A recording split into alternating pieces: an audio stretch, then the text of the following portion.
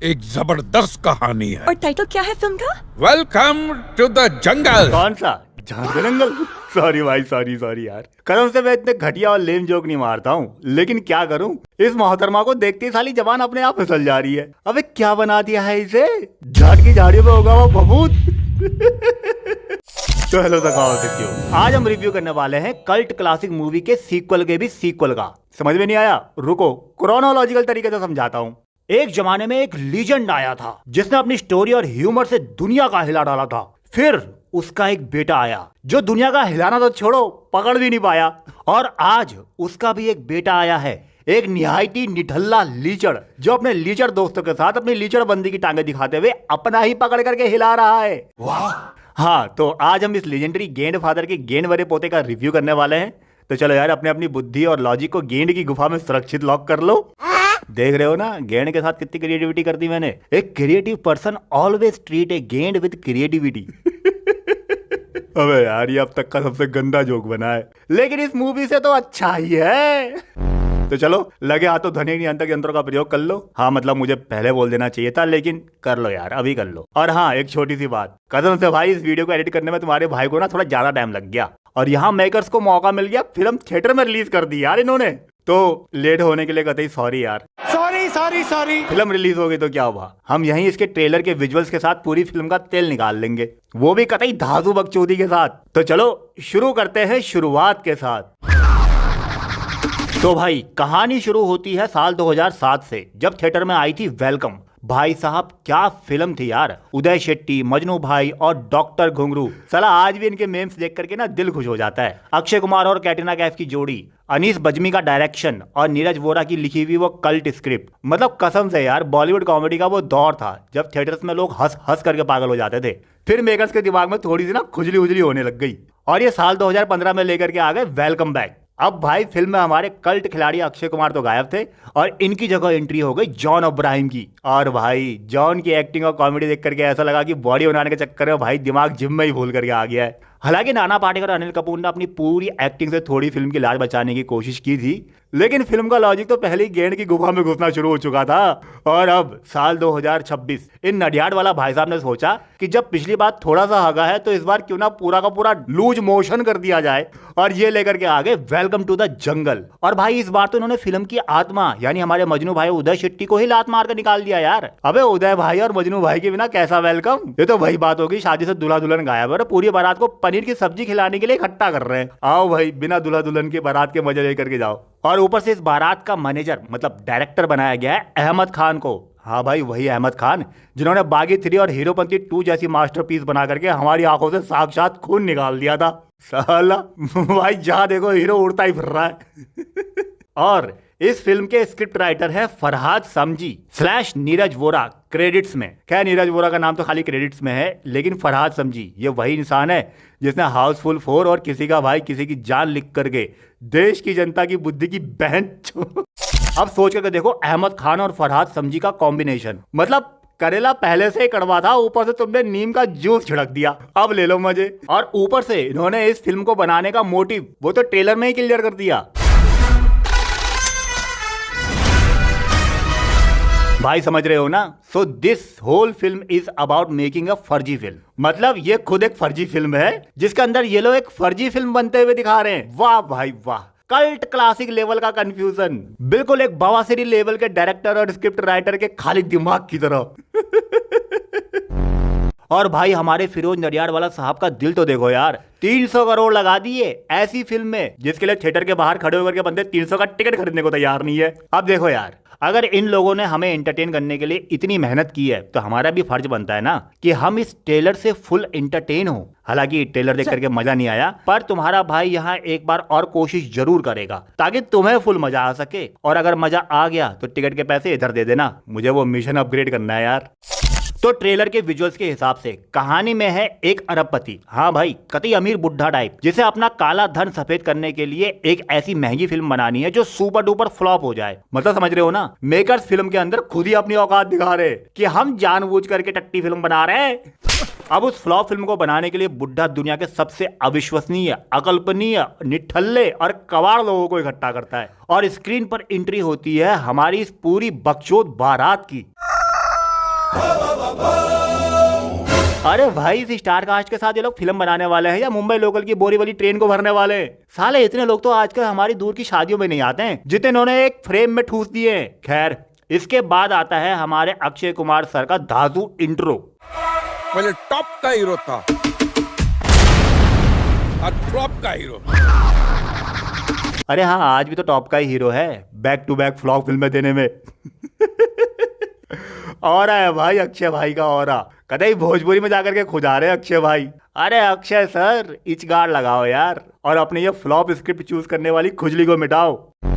उसके बाद हमें देखने को मिलते हैं 3 डायरेक्टर्स की जोड़ी जिनके कंधे पर इस फिल्म को फ्लॉप करने का जिम्मा है, बिल्कुल ओरिजिनल फिल्म की तरह। ये रहा अहमद खान, ये रहा फरहाद समजी और ये रहा फिरोज नाडियाड वाला। देखो हाथ में लेकर के भी बैठा है पूरे 100 के 60 नोट।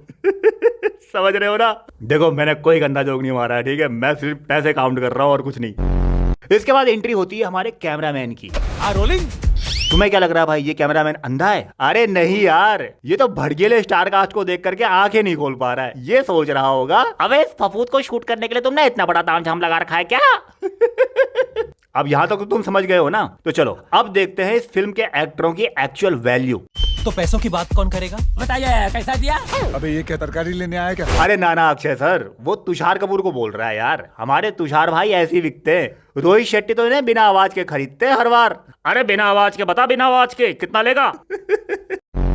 उसके बाद एंट्री होती है हमारे भाई ब्रदर्स की। और ये 2 भाई, एक उदय का भाई और दूसरा मजनू का भाई। अबे यार, मेरे को ये समझ में नहीं आता है, हर सीक्वल में हमारे भाई ब्रदर्स के बाप के पास हर बार अनपब्लिश्ड प्रोडक्ट कहां से आ जाता है? पिछली बार उदय भाई का बाप श्रुति हसन को लेकर के आ गया था, बेटे ये अनपब्लिश्ड प्रोडक्ट रह गया था, इससे इस बार की कहानी बना ले।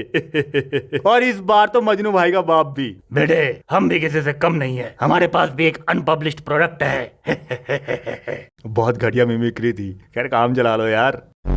तुम देखना जब इस फिल्म के 8-10 सीक्वल आ जाएंगे ना, तब ये भाई ब्रदर्स की अलग से फिल्म आएगी जहां ये अपनी अपनी माँ को ढूंढने लगेंगे।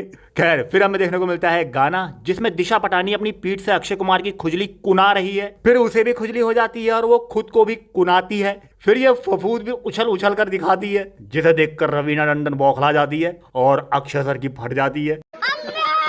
फिर आता है भाई इस फिल्म का असली बवासीर, यानी मेन प्लॉट, हमारे फिल्म आर्मी वाली। और भाई इसे ऐसी वैसी आर्मी मत समझ लेना।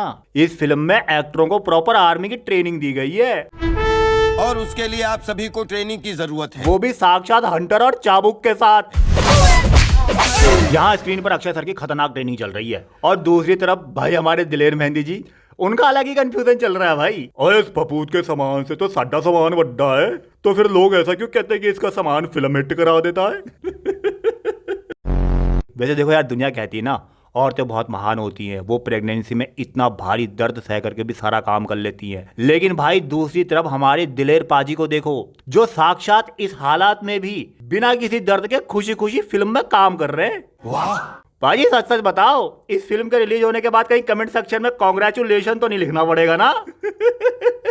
खैर भाई, इसके बाद ट्रेनिंग खत्म होती है और शुरू होती है बागी फिल्म वाले भारी भारी नकली एक्शन सीन्स की, क्योंकि ऑफ कोर्स अहमद खान को अपनी फिल्मों में घटिया वीएफएक्स हिला करके तो प्लेजर मिलता है, तो एक्शन तो बनता है ना। एक्शन मेरे को नहीं करने का एक्शन। अरे अन्ना, ये डायलॉग तो तुम्हें तब मारना चाहिए था जब ये स्क्रिप्ट तुम्हारे हाथ में आई थी, अब तो तुम लेट हो गए हो। तो लो भाई, अब सारी तैयारी हो चुकी है, बारात का तई सज चुकी है, अब हमारे सारे बेरोजगार एक्टर्स निकल चुके हैं असली जंगल में हॉलीवुड की ट्रॉपिक थंडर का तेल निकालने के लिए। हमारे भारतीय फौजी आए हैं। देखो यार, कुछ लोग इस सीन को देखने के बाद बोल रहे थे ना कि यार ये फिल्म ट्रॉपिक थंडर की कॉपी है। अरे ना समझो, इसे कॉपी नहीं कहते, इसे कहते हैं इंस्पायरेशन। समझे? क्लास है ये तुम्हारे अंदर यार, ये बॉलीवुड के टैलेंट की लैंग्वेज है। तुम बच्चे कहाँ समझोगे इसे, याद रख लेना, इंस्पायरेशन। खैर, तो अब ये बेरोजगारों की बारात पहुंच चुकी है आजादगंज, जो कि है पाकिस्तान में। हाँ भाई, ये पाकिस्तान ही हो सकता है क्योंकि हम मेजॉरिटी के साथ माइनॉरिटी तो दिख नहीं रही है। ये ना हम सब भाई भाई वाला सीन है, ये सिर्फ भारत में ही पॉसिबल है। खैर, तो फिर यहाँ शानदार कोशिश होती है कड़क लेवल की बकचोदी करने की। कहाँ थे तुम 20 साल से? अपने घर। क्यों पाजी, इसके अब्बू कैंची लेकर के पीछे पड़ गए थे क्या, जो खौफ के मारे घर में छुप गए थे तुम? अब पूरी फिल्म में इन बेचारी हीरोइंस को तो कुछ खास डायलॉग मिला नहीं, और ऑफ कोर्स उसकी एक वजह भी है, लेकिन इन लोगों ने उस वजह का भी डायलॉग बना दिया। मैं किस लिए हूँ फिल्म में? ग्लैमर। सत्य वचन गुरु, सत्य वचन। रखा तो इनको ग्लैमर के लिए ही था, लेकिन सेंसर बोर्ड को मजा नहीं आया। 18 कट लगा दिए। कतई सेंसर बोर्ड को कदर नहीं है यार टैलेंट की। फिर एंट्री होती है हमारे क्लासिक विलन की, जो घोड़े पर बैठ करके आया है, वो भी सीधा अपना मोतियाबिंद का ऑपरेशन करवा करके। अरे विलन पाजी थोड़ा सा रेस्ट कर लेते यार, तुम तो कतई हॉस्पिटल से बिना नहाए धोए सीधा घोड़े पर सवार होकर के यहाँ आ गए। मतलब इन ग्लैमर टांगों का मुजरा देखने की इतनी जल्दी थी तुम्हें, हैं? हम सब भांड है, रोजी रोटी के लिए काम करते हैं। तो भाई अब होती है बहुत सारी बकचोदी। उसके बाद ये नकली आर्मी वाले भिड़ जाते हैं असली विलन से, वो भी पसीना बहा देने वाली पोज में। अब इससे पहले कि कोई इस पोज पे जाके कमेंट करे, तो देखो अक्षय सर ने पहले ही बोल दिया था, अपने उस सिर्फ पानी निकालना। और फिर भाई शुरू होता है अहमद खान के घटिया वीएफएक्स का पकड़ के हिला देने वाला असली दौर, जिसे देख करके हमारे अन्ना का तो साक्षात हादसा ही निकल जाता है। अरे अन्ना, अपनी बकचोदी का खुद ही मजा ले रहे हो क्या यार? कहीं तुम भी मेरी वीडियो तो नहीं देख रहे हो? खैर, औकात से बड़े सपने कभी कभी देख लेने चाहिए यार, कोई टैक्स थोड़ी ना लगता है। अब आता है भाई इस फिल्म का साक्षात क्लाइमैक्स। ये पूरी कबाड़ बारात मात्र 10 दिन की आर्मी ट्रेनिंग लेकर के सारे विलन्स को उबले हुए अंडों की तरह छेद डालती है, और फिर एयरफोर्स की मदद से पूरा इलाका ही डिस्ट्रॉय कर देती है, और इन सब लोगों को कतई हीरो बना करके ले आती है बॉर्डर के इस पार, और इस तरह से हो जाती है हैप्पी एंडिंग। रुको रुको भाई, अभी अभी मुझे अपने YouTube के गुप्त सूत्रों से पता चला है कि ये आजादगंज पाकिस्तान में नहीं है, बल्कि इंडिया में ही था, यानी कश्मीर में। और तो इस हिसाब से ये बकचोद बारात इन्हें बचाने के लिए बॉर्डर के उस पार चली जाती है। अबे यार, मतलब भाई अब इन्हें वापस बचाने के लिए एक नई फिल्म लानी पड़ेगी, जहां हमारे सनी देओल पाजी आएंगे और सिर्फ एक चीख मार करके साक्षात सरहदें मिटा देंगे।